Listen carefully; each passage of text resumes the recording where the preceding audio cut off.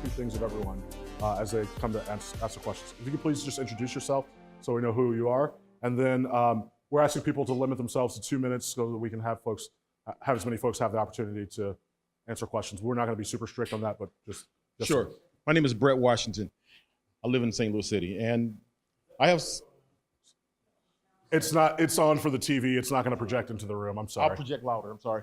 I have several questions. I'll just ask them all, and you can get it. Okay. You can get at it as you want. Okay. Let's see.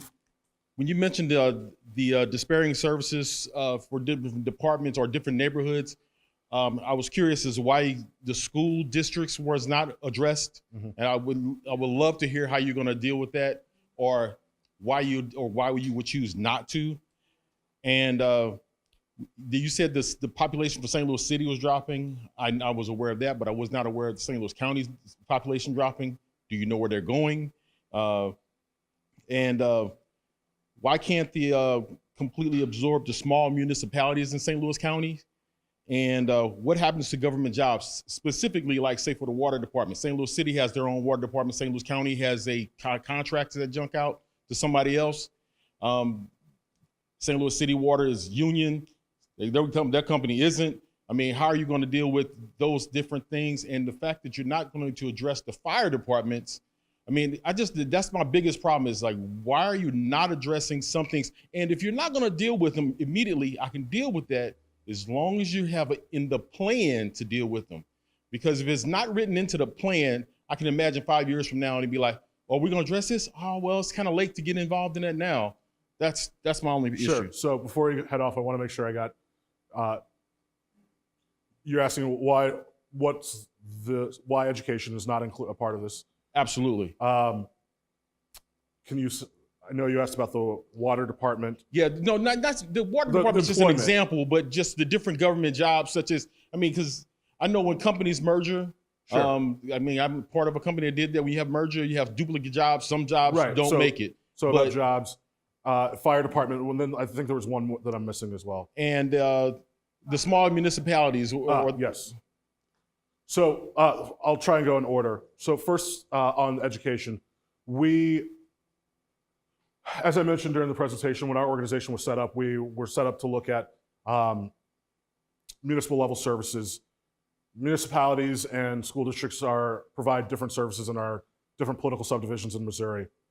So it wasn't initially part of our organization's mission. However, when we, at various points in our organization's history, we've been called upon to help provide some data to other groups that have looked at these things. Specifically, when the Ferguson Commission did their work around all the topics that they looked at, trying to bring racial equity to St. Louis, they had a group at the Youth in the Center, a working group that looked at education, and at the end of their process, they stepped back and said, we don't feel like we have done the work, enough of the work and the research. There's much more that needs to be done to be able to offer recommendations for how do we address the school system in this region. So they called for a task force of its own just for the education structure and funding piece of this. There was some movement around that immediately after that, and we assisted in providing some data around those things, but that we were not the driving force behind that effort, and we haven't been.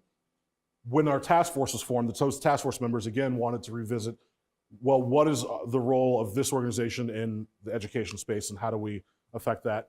And they had some very robust internal deliberations, and ultimately what they decided was two things. Number one, based on the scope of work that they had before them anyway, they didn't feel that they had the capacity to take on that as a part of their work in this task force. And number two, the reality is even if they had and developed the expertise around education, from a legal perspective, it would take two separate efforts because they're different parts of the Constitution and they're governed under different sections of the Constitution. All that being said, we are well aware of some groups who are interested in having some of these similar conversations around education, and they are trying to figure out what shape that takes for their organizations. We're not the right organization for that, but we're happy to support them in the ways that make sense for us. I think there's two pieces that I will add because I think they're important to the conversation. I think our recommendations and one of the things that we feel very strongly is that there will be two benefits to the education of kids in the recommendations. Number one is on the side of looking at tax incentives and how they are currently being overutilized, particularly tax abatements and how that affects schools. By disincentivizing or removing the incentive for the chase for sales tax that we currently have going on today, we can begin to use those tools in the way that they were designed and having a more regional voice looking at those and looking at the need for them. And we'll start to see monies flow back into schools that was otherwise being diverted to some of these special tax districts. The second way is that we know, and I see the author here, so I'm excited that she's here, but recently the city of St. Louis came out with an equity indicators report that looked at the various measures in the Ferguson Commission report and tried to understand how the city of St. Louis is performing in delivering on things like child well-being, for instance, which was aimed at looking at what are the factors that that influence a child, the factors outside the classroom that influence a child's ability to succeed in the classroom. And what they found was that St. Louis has a score of 25.75 out of 100 right now. The study in the county is still going on, but that's something I think you're going to find that they're maybe doing a little better, but not where we need to be. One of the problems with what we have in the structure that we have today is we recognize and have identified some of the ways that can change that equation on some of those outside factors, but we don't have the resources to do it, and we don't have a way to be able on a regional level say, this is how we want to invest in kids, and this is how we're going to do it. So I think there are some positive outcomes, but we are not doing education, and that's sort of the background for how we arrived at that. One of your other questions was about why not bring all these municipalities in St. Louis County together into one. We looked at that. As I mentioned, we looked at multiple forms of government, including a Unigov model, which is what they have in Indianapolis, where they combine all the cities, and except for a couple of political carve-outs, with Indianapolis and Marion County. And it checked a lot of the boxes that we were looking at, but it fell short on one that was really critical that we heard very loudly from the beginning of Better Together's work and from the community as we did the task force work, and that people said they wanted to preserve the identities of their municipal communities. They really felt strongly that there were some cultural identities to their communities that they wanted to preserve. We've heard this from the beginning of our organization. I see you shaking your head. And we would go to community meetings like this and we would say to them, well, you've heard of the Hill, right? They have a very strong identity. You've heard of the Central West End and of Soulard and these places in the city that are part of a large entity but have a strong identity. But for whatever reasons, rational or not, that was not enough for folks who live in these communities. So that's the logic and the reasoning behind that piece of it. You asked about employment, particularly around the water department, but just in general, how do we envision that looking? So all of the people who are currently employees of, thank you, the local governments remain employees of the new, well, it depends. So if you were an employee, for instance, in the city of St. Louis, then you would become an employee of the Metro City. If you were an employee in one of the municipalities and that service was becoming a Metro service, you would become an employee of the Metro service. Otherwise, you would stay as an employee of your municipal district. So policing, public works, those would become employees of the Metro City. Water is a little bit of an interesting one because obviously the city of St. Louis is a public water system. Those people would stay as employees of that system. That would not change for them. They would not suddenly become employees of Missouri American Water or something like that. They would still be employees of that new government, but it would be for the water department under the new Metro City. One of the things we found in our research and trying to understand how does this work as far as getting the government to be the right size based on the services that we know and the overspend in the system is that we've learned that the average age of the local government workers in St. Louis City and in St. Louis County is older than the average workforce. And they have pretty high levels of attrition. Both the city and the county have higher than 10% levels of attrition and openings in those governments. And so by using natural attrition to get at some of the right sizing, I think we're able to have savings of up to $50 to $60 million every year just through that. Obviously, not everyone's those those jobs are going to remain vacant, but there's tremendous opportunity for savings through that. And then lastly, you asked about fire protection. We looked very hard at fire protection. When we did our initial fire study in 2015, we spent a year working with labor and management with the fire departments, both in the city and in St. Louis County, to come up with what does the ideal department look like from a best practice standpoint of 4-minute response time, 4 minutes on a truck, and all those different things. And if you go to our website, you'll see the results of that study. Ultimately, when it came time to make recommendations for this, having one fire department, given where we are today, was not going to be compatible with the idea of saving taxpayer money. It was going to be like $1 billion fire department. Because right now what we have is in parts of this region, you have a private making $40,000. In other parts of the region, you have a private making almost $70,000. And so getting to that in a one wholesale solution was not going to be responsible from a financial standpoint. One of the things we learned, however, in looking at other regions who've gone down this path before as well, is that that initial consolidation is often just that, an initial consolidation. It's the starting point. So I've mentioned Indianapolis a few times, and they have Unigov that came about in 1970. They actually locally have what they call Unigov 2.0, where they saw other services consolidate. And we think with St. Louis City becoming a fire protection district, there's a much greater capacity for them to expand their service area and contract with surrounding cities and grow that doesn't exist today with the City of St. Louis's department.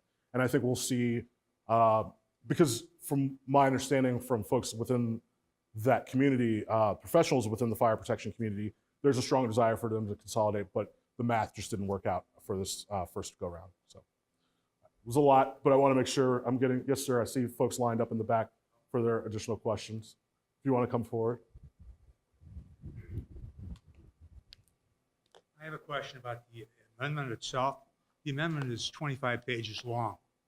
And on page 5, paragraph 6E reads as follows: there shall be a metropolitan city councilor appointed by the mayor who will serve as metropolitan city attorney and shall possess and exercise all the powers and duties of a county councilor and a city attorney now in the future. 2 weeks ago, we had an election in St. Louis County, and we had on the ballot was a charter amendment. And the purpose of the charter amendment was to have a separate legal department for the administrative, for the legislative, and for the judicial. And the reason this got on the ballot and passed overwhelmingly is that the county council could not get along with the current county supervisor. 6 of the members didn't trust him and wouldn't work with him, or vice versa.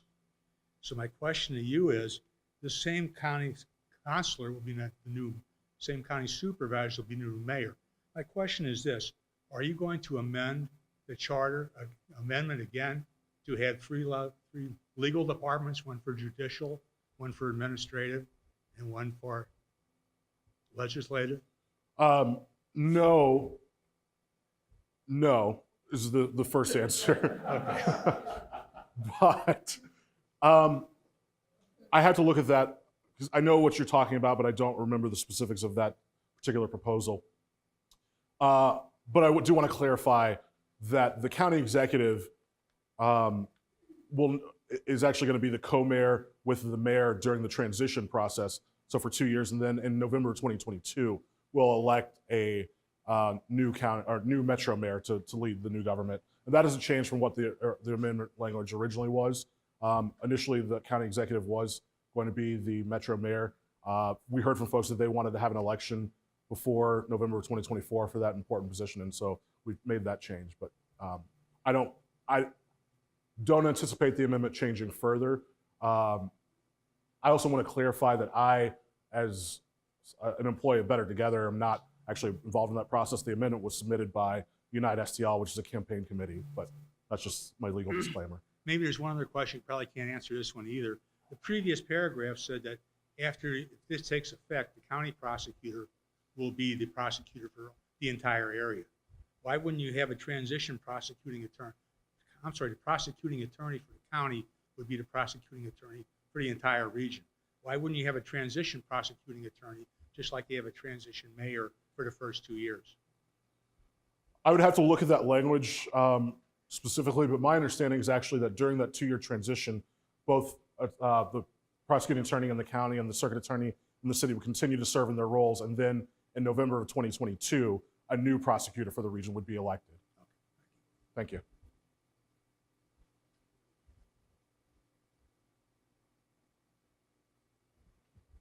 Hello, Hi. my name is Greg Zott. I'm a retired police officer, Yes, and sir. I got a few questions myself.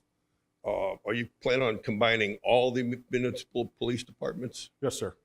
Okay, there's different, the city of St. Louis has a different pension fund than the county. Yes. How do you plan to address that? So we spent a lot of time looking into that issue and ensuring that wherever you are, whether you're an officer in the city or in one of the county departments, that the benefits that have been promised to you are, whether you're a current officer or a retired officer, are pretty explicitly laid out. You will continue to receive those benefits. So for pension, healthcare benefits, all those things, the PRS system will still be around.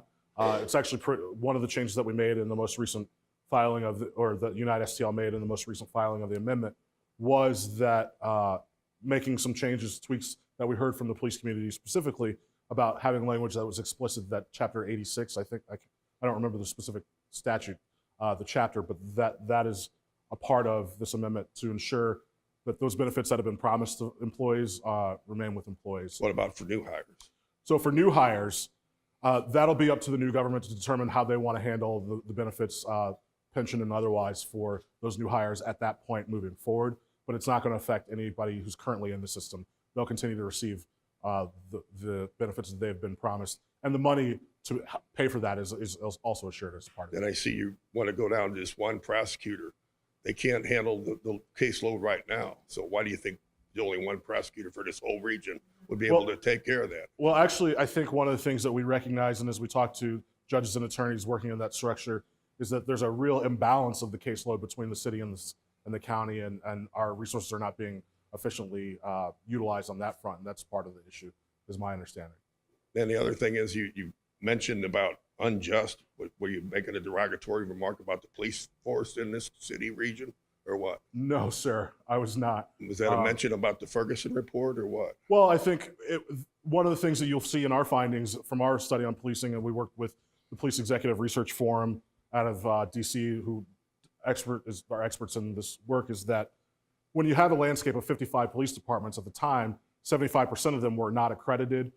They had different standards for hiring, for training, and different things. And in many parts of this region, I wasn't actually speaking about the city of St. Louis as the police department, but in many parts of this region, they have real difficulty acquiring top talent because they can't afford to pay them what the police officers should make. And oftentimes you see what I'm sure you're familiar with in this muni shuffle, and it leads to unprofessional policing practices in a lot of parts of the region where some of our most vulnerable citizens live. And they get held accountable if they do violate the law. That's a problem we got with our circuit attorney down here. She's got a list of 28 police officers that she won't take their reports. Yeah, I'm That's not going a to take a problem. stand on that So, on that particular issue. Okay, and one last question. Who do Yes, you sir. work for and how much are you getting paid? I work for Better Together. It's a project of the Missouri Council for a Better Economy. I'm not going to disclose how much I get paid. I don't ask you that kind of question. All right. Thank you. Yes, ma'am. Hi, my name is Linda Vanderreet. My question is, now we have different municipalities in the throughout the county. Everything is going to move to Metro, which means St. Louis. So how are police departments and this council and the mayor going to know or relate? Right now, the governments that we have in the county are people that live in those specific communities. Moving that all to the city, all of a sudden, you lose that relationship that you have with your county government, with your police department, with those people that know what you face in the community, whether it be water problems, whether it be whatever. Now it's all going to move to Metro. How is that good for the people in the county? So I think I wouldn't describe it as you have, because it's not as though the representatives of this new Metro Council won't be representatives from your community as well. So part of the thinking behind having a 33-member council, there were a lot of thoughts on trying to determine what was the appropriate size. We thought about taking something like what the county council is at 7 individuals and expanding that to the city. But there are a couple problems with that, and one of them is what you just described. We wanted to ensure that this new government had a good balance of access to representation up to the citizens. So with a 33-member council district, it would be about the size of a current state house district, so just under 40,000 people. Most folks have a good working relationship with their state rep or have access to those individuals if they would like.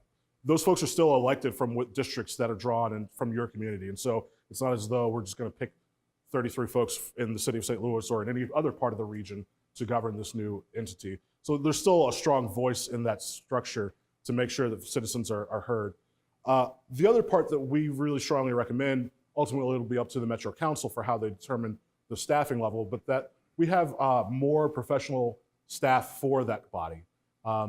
We recommend in our report that there be a person to be able to handle, for each of those 33 council members, a person to handle constituent services, another person to do legislative research, policy research. Currently, like in the city of St. Louis, 3 or 4 aldermen are sharing a staff person, and we want to make sure that we're offering the resources to be able to support this new government. So I think that is the first part. The second part is, if you live in a municipality currently, it sounds like maybe you might, you'll still have those elected representatives to continue to advocate on your behalf as well. So I don't think people are going to lose their sense of closeness to the government. I know many of the folks in this room live in the city, and they have relationships with the police officers that patrol their communities as well. I have the cell phone of the captain that works in my neighborhood, and they come to our neighborhood association meetings. And so I think bigger is not worse.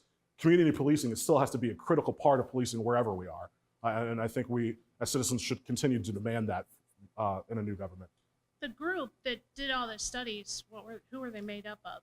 What citizens or where did they come from? If you go to our website, so there were 5 individuals who led our task force. If you go to our website, they're listed there. Is Dr. Will Ross, Suzanne Sitherwood. Dr. Will Ross is a Associate Dean for Diversity at WashU Med School. Suzanne Sitherwood is the CEO of Spire, formerly Laclede. Arindam Kaur is a partner at Bryan Cave. Kira Van Nile is a program manager at Boeing. And the last member is Joe Adorjan, who is the former head of Emerson and the chairman of Better Together's board. But you can see all of those and a bio on each of those individuals, and also all of our board members and a list of donors on our website. So none of those people were from different communities, like just regular, everyday people from those communities that would be affected by this? I don't agree with the assessment that they're not normal, everyday people. And they were attorneys and professors, but they weren't just the working, middle-class, tax-paying people that will be affected by this. I disagree with that assessment, but I understand what you're saying. I will also emphasize that one of the other things that they were very adamant about was having robust community input in settings like this. We had 7 town halls, over 1,200 online surveys from folks as a part of this process. We also had over 250 stakeholder meetings with folks across this region as a part of just their process, not even thinking about the broader Better Together process. And so there were people at every stage of this process, right, informing but that these was after you had already put the plans together and you're talking about how it's going to be done. No, you're ma'am. not taking the input from the people that are affected until after you've already decided this is what we're going to do. And not only that, you're not taking a vote from the city and county people, you're taking it from statewide. If you're so confident about this, why wouldn't you do it just the city and the county? Well, the way that the city and the county are currently split is actually in the Missouri Constitution. And so anything changing that relationship requires a constitutional amendment, which is a statewide vote. There's a carve-out process in that called a Board of Freeholders that allows for just a vote of the city and the county for this. And we looked at that very extensively, and what we ultimately found is that there are 2 problems. There are 2 pieces of these recommendations that would not be able to be done through the Board of Freeholders process, and that is the municipal courts and the policing. There's a general law in the state of Missouri that says if you are a municipality of 400 folks or more, you have to have a police department or contract with a police agency. Anything that comes from the Board of Freeholders process does not supersede general laws of the state of Missouri. So that's number one. Number two is when we look at the municipal courts, we often think of those municipal courts as being part of the municipalities that manage them often, but the reality is they are divisions of the circuit court system, which is sort of in a separate category than local governments. And so to be able to consolidate the municipal courts, you had to go outside that Board of Freeholders process to the regular amendment process for the Constitution. That requires a statewide vote. Okay, thank you. Thank you.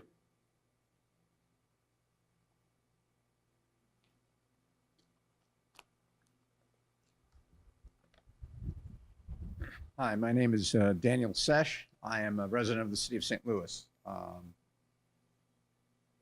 The concern the previous speaker raised is that if this goes to a statewide vote and it fails to pass in the city and county, but passes the statewide vote, it's going to be imposed on the residents of the city and county who reject it. This is a what-if situation, but that, as I understand it, that could, if that happens, we're stuck because the statewide vote would in effect, would control even if it didn't pass in the city and county.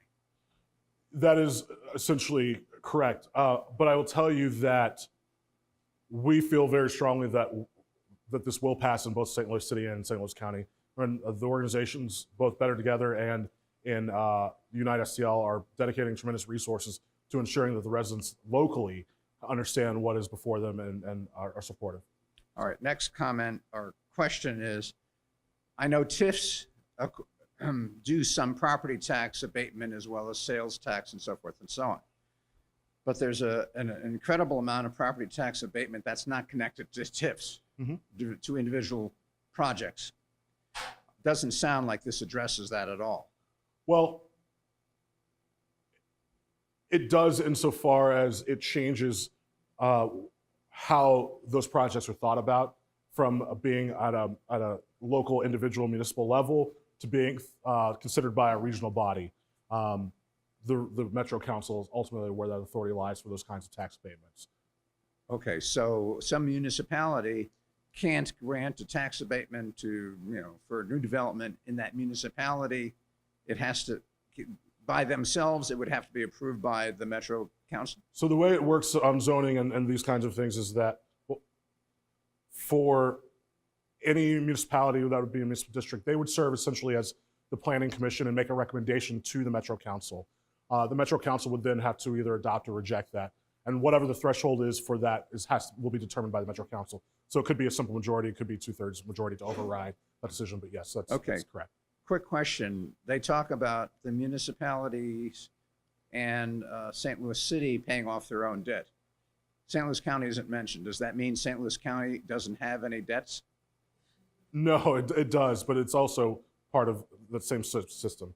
So in effect, though, the municipalities and the city would have to get rid of their debts. The debt for St. Louis County is transferred to the whole metro government.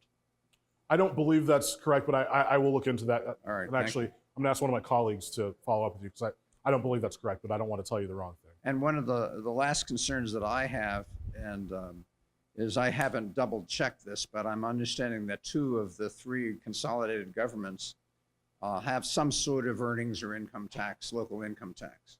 And yet your proposal gets rid of the one in the city by sort of a sneaky thing of not allowing the vote to occur to renew it, and then poof, it goes out of existence. The concern that I have is the sales tax is very regressive.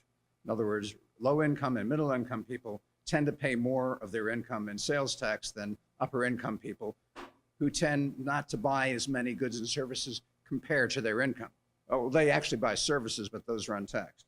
Property tax, again, is not quite as bad, and yet, though, relatively affluent folks can hire appraisers that go and argue to reduce their taxes, where ordinary folks aren't as good as that. The nice thing about the earnings tax, it's a flat tax, and there's just no argument.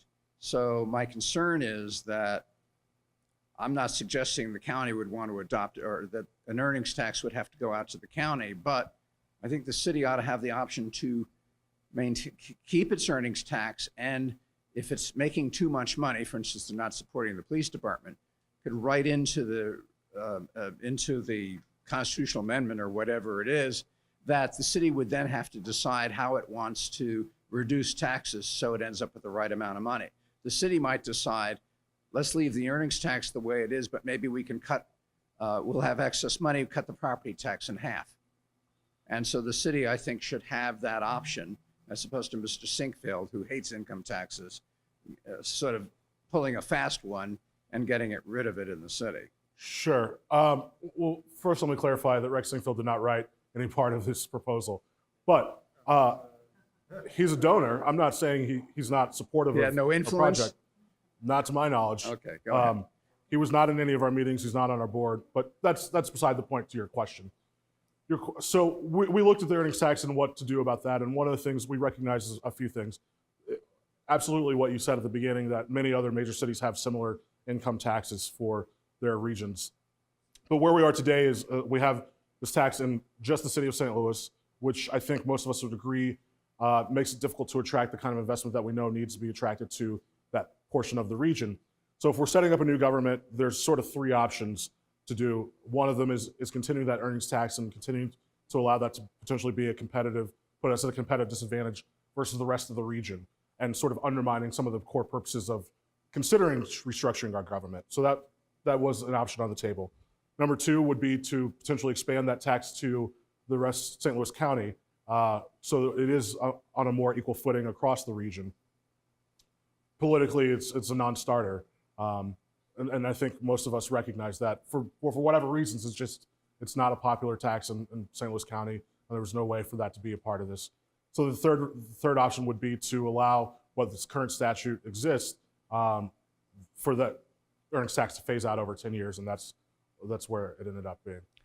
I guess my problem with number one is, again, yes, if the city decides, and let the voters decide, to retain the earnings tax, the voters in the Board of Aldermen, which is now a little municipality, could decide to cut the property taxes, let's say, in half. Now a business that's locating may say, well, gee, if I'm in the county, I don't have the earnings tax, but I have higher property taxes. If I locate in the city, there's an earnings tax, but maybe the city has cut its property tax so substantially that there's, in effect, a balancing out. And so some businesses would find that attractive, others might not. My argument is the city should be able to make that decision for the money that supports the remaining city services. I understand. Thank you. Yes, sir. Hi. My name is David Weber. I'm a city resident. You talked a little bit, and the executive summary addresses the desire to consolidate municipal courts. Mm-hmm. And I understand that the mechanism that has been chosen to do that is to combine the 21st and 22nd judicial circuits on whole. Is that not? It's a little bit of separate. They're Okay. two separate things, but I want to hear your question to see. Well, I wanted to know a little bit about how that decision was, what the motive is for whole. Well, first of all, I want to make sure I understand it right, that it is a sort of wholesale combination of the 21st and 22nd judicial districts into a new district. And if that's the case, talk a little bit about the rationale for making that decision and some of the impacts, since those judicial districts provide a whole lot more other services than the municipal court functions. So the 21st and 22nd circuits under the amendment that's been offered by United STL actually would not automatically combine as part of this amendment. The municipal courts will combine into one municipal court structure.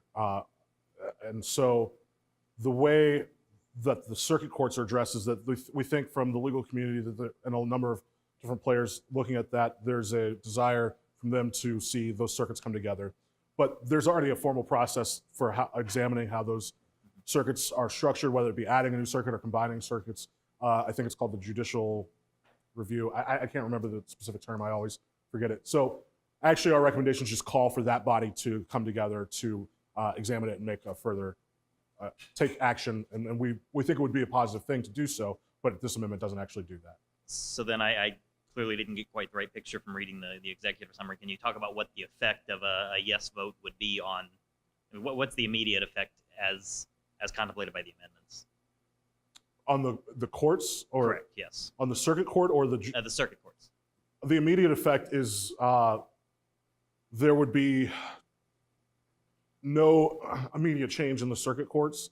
The closest sort of effect would be in 2023 when the prosecutor, there's one prosecutor for the region instead of two. Prosecutors can operate in multiple circuits. But other than that, it would be calling for that judicial conference to examine and potentially combine, but there's no direct effect on the circuits. Can you, and I don't want to put you on the spot, if you can't point me to somewhere in your studies or in the information you've published that talks a little bit more about that, because it didn't quite come through in the executive summary.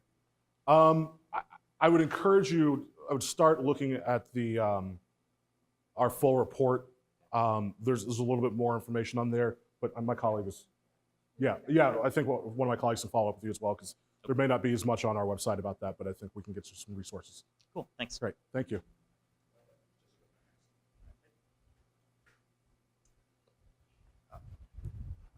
Yes, hello. My name is Ben West. I am a resident of St. Louis City, and I actually had a question about permitting, currently in St. Louis City done by the Building Division. And from what I had read of the proposal, it's that I picked up that there's perhaps a bit of ambiguity as to who would be the ultimate permitting authority. I read that I guess the new municipal city of St. Louis possibly would be responsible for some permitting duties, but then I guess the layer of municipality atop that would have additional responsibility. And I was curious if you could speak to clarity on that, because my initial reading of that actually sounded kind of terrifying, because when you have to pull a permit to do construction, if you have to do it for multiple bodies, that's additional complexity. And if you have a job and your job depends on pulling a permit and the shop depends on pulling the permit to open up, adding complexity to that sounds doesn't actually sound like an improvement. Agreed. So that's actually not, the Metro City would be in charge of permitting for the whole region. The ordinances that exist today would, on day one, be the ordinances of that area for the new Metro government, but the Metro City is in charge of overseeing the process and over time bringing some of those things together. So one of the things that happens during the transition is that the county councilor has to work through going through all the ordinances of all the governments to find conflicts and present potential resolutions to those conflicts to the new Metro Council once they're elected. But the process standpoint, it'll be with the Metro City, not at the individual municipal district level. Okay, but just to confirm, were the proposed merger to be approved in 2020, say 6 months after that, if someone needs to pull a permit to build a deck, there's only one place they go, and there is an ambiguity on that. Yes, let me follow up, because I don't know I think during the transition period, everything is the same as it is today. And then once the new government takes over in 2023 or over time, there will be an announced change when that process changes, but it's not going to be, you go to the municipality and then you got to go to this new government. That's not going to be the case. Okay, so the answer sounds like TBD. Well, TBD as far as the exact timing, whether it is actually in January 2021 or in January 2023, or at some point when the transition announces this is going to be moving forward, the date for the change. Okay, I see. You answered my question. Thank you. Thank you. My name is Michael Weezy. 2 questions, and forgive me if I could have already read this on your website. That's okay. So there's going to be 32 districts. 33. 33, and each of them will have a representative from that district. So going forward, I'm always cynical about gerrymandering from Jeff City. So going forward, can they gerrymander it into these oddball shapes so that politicians can, you know what I'm saying? Yes, yeah, absolutely. So during the transition, one of the early things, the transition begins in 2021. Obviously, we have a new census coming up in 2020. One of the early things that the mayor and the county executive have to do is jointly appoint a nonpartisan expert from one of the universities or a group of experts to draw the district boundaries. And for those legislative districts, the council districts, they have to obviously follow the Voting Rights Act and respect all the things that have to be done, trying to, where possible, not split up current political subdivisions in their drawing. And then those districts have to be approved by the Board of Aldermen and the County Council before that 2022 election. Okay, good. So it's modeled a little bit off of how the process that they used in Louisville, but also largely off of the Clean Missouri Amendment that just Okay. passed. I mean, don't get me wrong. I don't think politics is going to go away. So the second question that is curious to me, because I'm in the construction business, is a city like Maryland Heights that's flush with cash.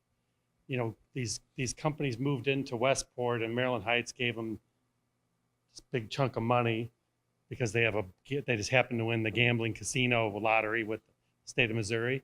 So going forward, if Maryland Heights wants to give money to X company, does the city council get to weigh in on that, or do these little cities still own that revenue?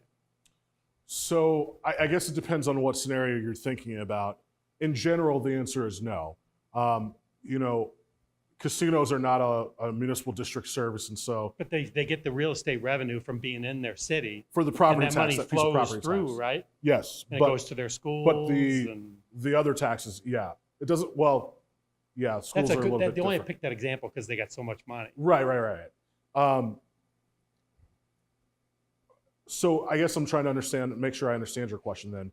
You're asking about them continuing to give further incentives for more businesses to move into their area, or what is Well, the... let's say you have a company and you want to move into Westport, and you say, well, maybe I'll move into the city. Mhm. And the guys of Maryland Heights said, we'll give you $20 million to stay here.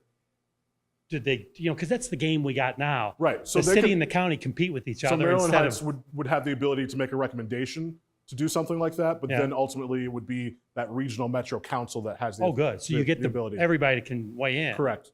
For that exact reason that you just stated. Yeah, because it's a little, Those I mean, tax it incentives are overused. becomes right. have and have nots, Yes, sir. right? Yeah. All right, thanks. Hi. Hello, I'm sorry that I'm late. It's okay. I'm Committee Woman Wendy of the 20th Ward, and this is my son Naeem, and he has a question. Great. Will there be an equal education component included for the St. Louis Public Schools? So I talked about this, the first gentleman's question. Oh, He is that not the end? repeated, I'm he didn't sorry. hear you. Will there be an equal education component included for the St. Louis Public Schools? Right. The question for those who didn't hear, will there be an equal education component included for the St. Louis schools? That's correct? So our organization, as I mentioned towards the beginning, was not set up to look at education as a part of this. We think there's some clear positives for the schools from a taxation standpoint, directly related to the last gentleman's question, as we can stop overutilizing some of these tax incentives that divert money away from schools. We'll see that money continue to flow back into the schools in the way that it was intended to, but our recommendations don't address public schools in St. Louis City or in any other part of the region. Thank you. Thank you. Thank you for your question.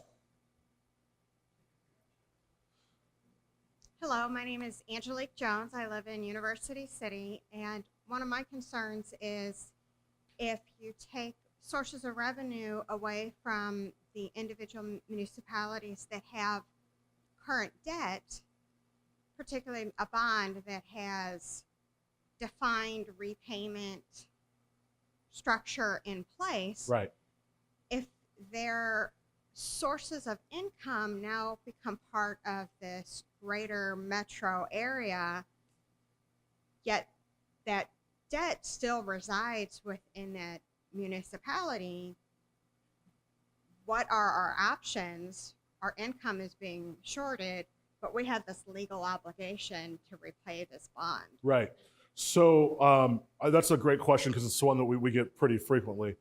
I want to be clear that there are still revenue sources going to those municipal districts. In particular, if they have a local property tax, that still goes to it. Utility taxes, those still go to that municipality. And if there are sales taxes that are dedicated specifically tied to a specific debt obligation, that goes back automatically. And if there are sales taxes in that community for services that are municipal district services, like parks, that would go back to those communities. Those are sort of the automatic ways. If you look at But we may have to cut some of our spending on some of those other services so to meet that debt part of obligation. my next sentence was actually going to be one of the other realities of this from a financial standpoint for these municipal districts is that we're taking off their books their largest expenditure in policing for most of these communities. So there's actually analysis that that's on our website came out last week that looks municipality by municipality, looking to see what are they currently spending on those services that will remain at the municipal district level, what are the revenues that they will get back through that system, and where do they fare sort of through the automatic revenue streams. The amendment also actually includes provision that ensures that, particularly for those debt services, that they could get money back that's generated from within the boundaries of that municipality to make sure that they can meet those obligations. By and large, most communities, even without that last piece, are fine. I think there are 23 of the 88 municipalities that will have some sort of shortfall, but that shortfall is actually not even a shortfall. It's just means that they will have to get additional revenue from the metro city to cover those expenses. Because those governments are still delivering services and still have legal debt obligations, and we want to make sure that they have the ability to meet those obligations. So there will be metro resources available for those communities that are kind of come up on the short end. Yes. Okay. Yeah, and the way it works is that it's designed so that those revenues have to come from within the boundaries of that community, but yes, that's absolutely. Because University City cannot have higher real estate taxes. Understood. Yeah, I encourage you to check out that piece on the website. I don't remember exactly what University City's standing was, but Oh, it's up there. yeah. Okay, thank you. Thank you.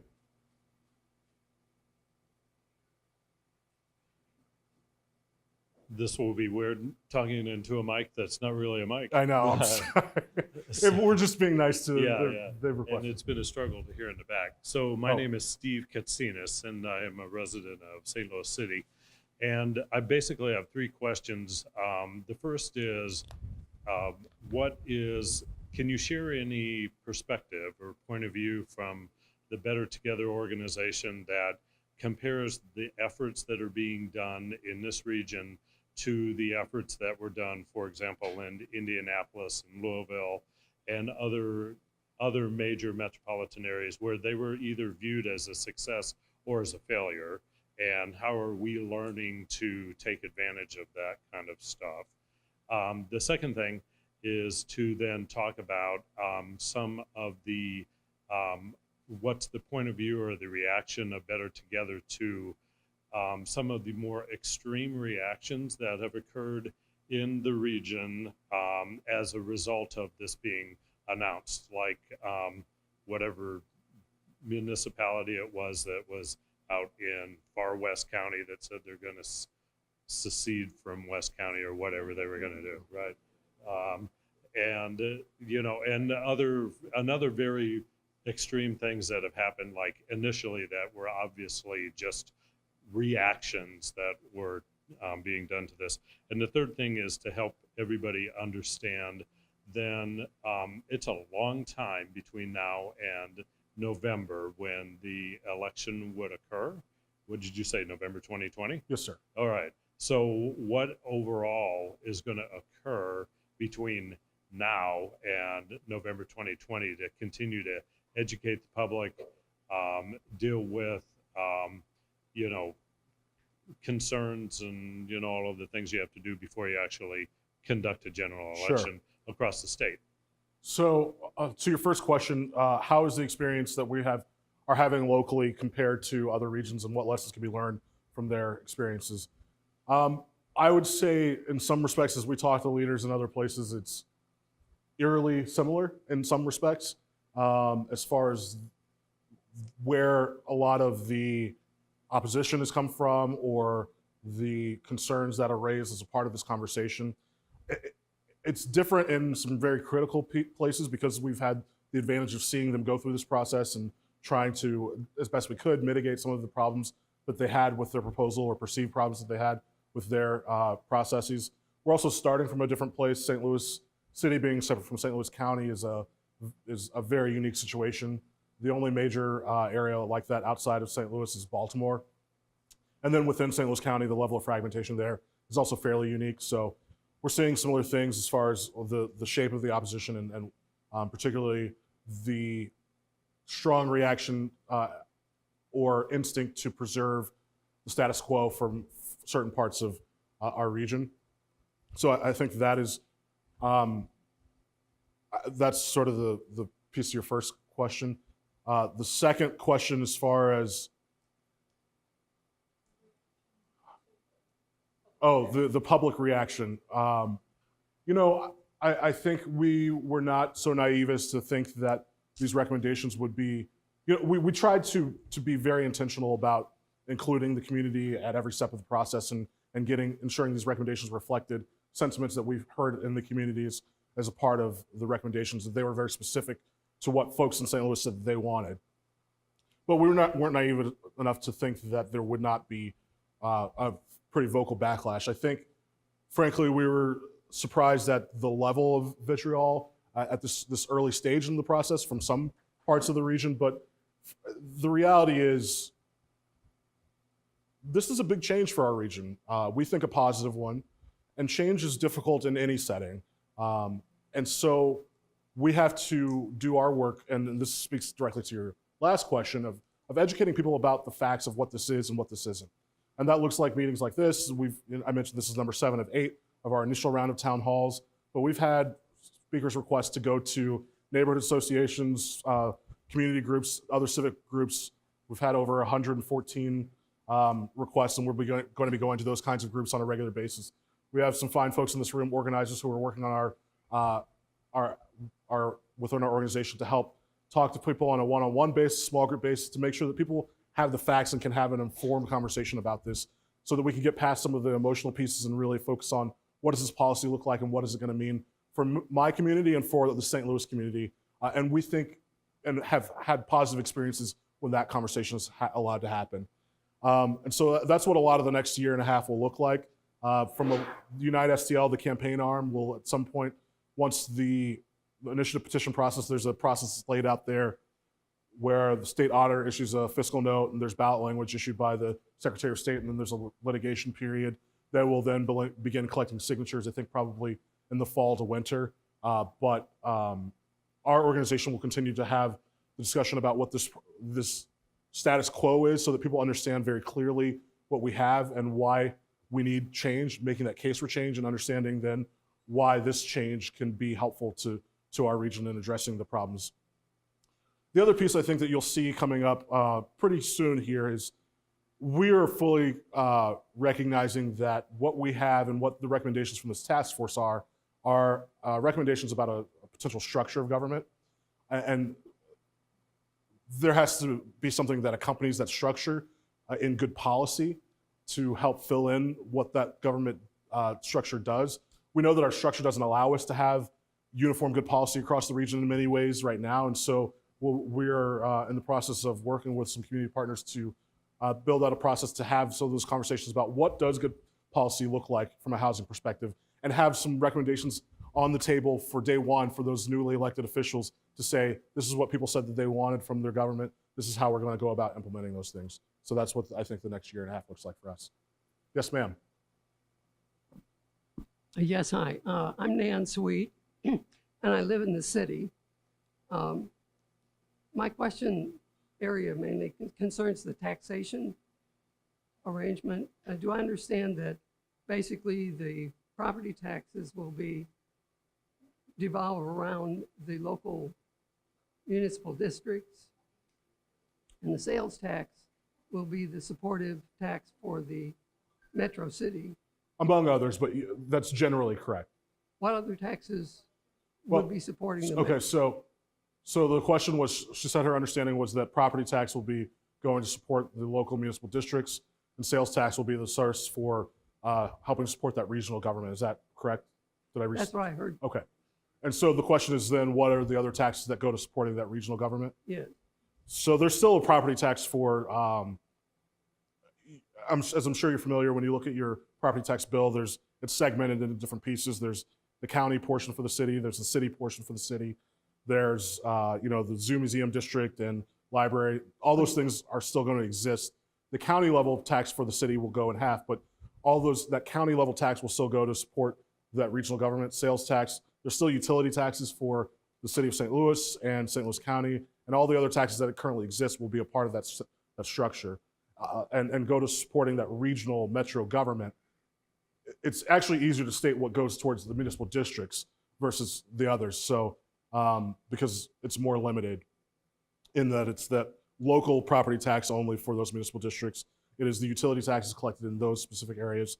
And then it's also, again, if they have charges for service or specific tax dedicated to debt or services that they're delivering, those things. But all other sales tax and those other taxes go towards the Metro City.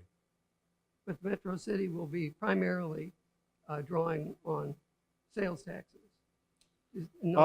It's actually a pretty healthy mix of other taxes when you look at the You breakdown think? of what those amounts are. But sales tax will be a part of the picture. Yes, ma'am. I do have concerns about sales taxes. I'm glad to see that, as you say, they'll be equalized across the Metro City and we'll stop the sales tax wars. Yeah, they'll be equalized over time as those special taxing districts go away. But yes. Okay. Sales taxes concern me for two reasons. One is their regressive nature, and the other is the fact that a lot of our local retail is being hollowed out by national or even international delivery companies, and those are questionably brought into a tax scheme locally. What are your thoughts about developing sales taxes that really truly represent people's expenditures? That's my first question. And secondly, is there any room at all for an income tax of any kind?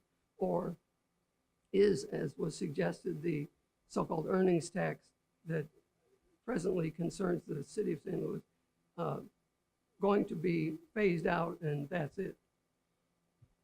So I'm going to answer your second question first because I want to get some clarity on the first question. Currently, I'm unaware of any. Oh, yes, sorry. The question was about earnings tax, and is there any room to potentially explore that being a part of the revenue sources for this new government? Ultimately, that's a decision for Unite STL as far as if they're going to change the language and submit a new language. But my understanding is that they don't have any plans to do that, so probably not. As far as having the earnings tax be a part of the mix at this stage. Can you clarify your first question? Because you asked about the sales tax and being able to, I'm not sure what. Are we going to be taxing purchases made online and via delivery as well as local retail? Yeah, so there. How do we decide that? A little bit of that is in flux right now based on state law, and it's going to take some state action. But from what I understand, based on a Supreme Court decision, I think it's a Wayfair, an online retailer decision, that there is that door is opening for more of that sales tax to be going to local governments. But I know that some local governments, and I think in the city, when I make a purchase online and have it shipped to my house, some of that money does actually go to the city, but it's probably not as much as it should be. Okay, so that's in the hands of laws above Yes, ma'am. our region. Okay, I did have a question about whether there's any communication with Kansas City and what how they line up in terms of municipal designs, in terms of what you're thinking. Is there sentiment there that would be of interest to us? Potentially, we looked at a few things that Kansas City does as possible ways to influence the new structure of this government, in particular things like having at-large elected seats and some of the things that they do. And when we drill down into it, we strayed away from that specific thing because the reality of the way at-large seats, so the thought behind at-large seats would be that having more people on the Metro Council who are thinking for the whole region, presumably. Yeah. But the way that shakes out is typically that folks with more resources end up running for those at-large seats, so it makes it more difficult for people without personal resources or without professional networks to run for those offices, and oftentimes what that means is you end up with fewer minority participants in that structure. And so we ultimately decided against some of that stuff. I just wondered if they were supportive. I know that there are some individuals in Kansas City that are supportive, but some of that work is still being done to understand their sentiments. Yes, ma'am. Thank you. Times. Oh, wow. Okay, so I think we have 3 more people in line. Yeah, so we'll take your final 3 questions and then we'll wrap up for the evening. I didn't realize what time it was. I'm sorry. You was talking about you didn't the project that you guys are working on, or that you're working on, excuse me, doesn't provide taxes for the school. You don't pay the taxes or something. What does our taxes go for is what I'm trying to ask, if you guys ain't helping the schools out. Because you just sat there a couple minutes ago and asked that. Or didn't ask you, but you said the taxes ain't going to the schools. They're part of the community, right? So, That's the only question I got. yeah, thank you. Schools are, he asked about the schools and how they're funded. Schools are a separate political subdivision. So when you get your property tax bill, for instance, a portion of it is for, goes to schools, and that goes directly to the schools. It doesn't go towards the municipalities. And they're just governed by their own boards and they're separate governments under the state law. So they have a separate revenue stream. It comes to you as one bill, but it actually is split up to go to those different entities, whether it be the county or the city and various things. Hi, Christina. Hi, I'm Christina Garmendia. I'm a city resident. So when Better Together was announced, both Stenger and Cruzen announced their support. I understand that Stenger, County Executive Stenger, has designated a team within county government to plan for the future of Better Together, of a merger. But I don't understand whether the city has a similar, point person or a team working on the practicalities, the details of what a merger might look like from a city perspective, operations, all these, day-to-day services, will they be interrupted? Can you speak to who our city is designated as doing that thinking inside of city government? I can't, I not because sorry. She stated that there was previously within the county's executive's office, I think a staff person, or I don't know, maybe multiple staff people who were working to start thinking about how implementation might look for the county from the county perspective and what similar apparatus might exist in the city. Is that accurate to your question? I can't speak to that because I'm not familiar with even what the county is doing. I know that there was sort of a person, but I think obviously there's a lot of things that are in flux in that office right now.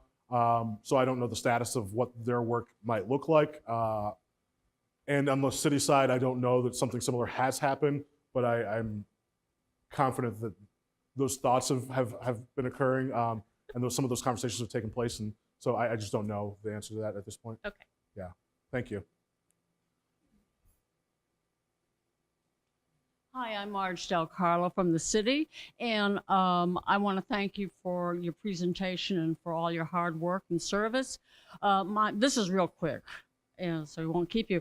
I believe you probably touched on this already. Since this is statewide and requires a statewide vote for constitutional change, we've got folks over in Kansas City in the rural and everywhere, all over the state. And I believe you touched on the fact that you are working to educate some of the folks around the state on this. Do you have a sensing at this point? Are the people in outstate and Kansas City and Columbia, for example, are they interested? People in Joplin, do they care? And how would they vote? So the question is, do people in other parts of the state care about this? Do they know about it? I want to make one clarifying statement before I get to that, and just that Better Together's resources are going to be entirely focused on St. Louis City and St. Louis County. Unite STL, the campaign piece, will do some campaigning in other parts of the state. But what I know about what we currently have as far as the sentiments in other parts of the state is that they don't know a lot about this issue at this point. But they recognize that what we have in St. Louis is not working for St. Louis or for the state of Missouri. And so I think there's opportunity there. It's still very early, and without more information, it's hard to know exactly what that ends up shaping like. But I think that is the general sentiment. Most of the folks, I think, despite a common conversation that I think we have locally, a lot of folks in other parts of the state, Kansas City or the rural parts of the state, really want St. Louis to do well because it means that Missouri's doing well. Okay. We are the economic engine of the state, and that many people want to visit here and feel safe in the same way that you do as well. So I think it's not that they don't care about St. Louis. I think that piece of it is overblown by some of what happens in Jefferson City. So I think there's potential and opportunity there.